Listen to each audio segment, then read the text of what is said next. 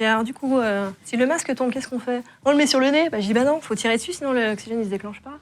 Copains. Mais c'est vrai, on a l'habitude de les entendre, mais ces règles de sécurité, on les donne aussi dans le privé, puisque c'est des choses qui sont...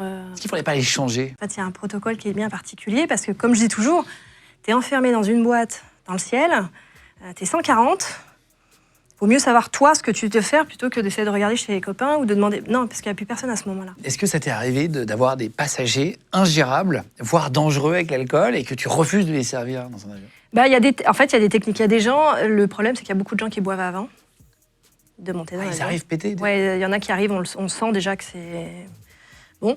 Et il y a un petit détail, c'est que quand l'avion est pressurisé, le corps n'absorbe pas l'alcool de la même façon. Notamment tout ce qui est pétillant, en général, on va être...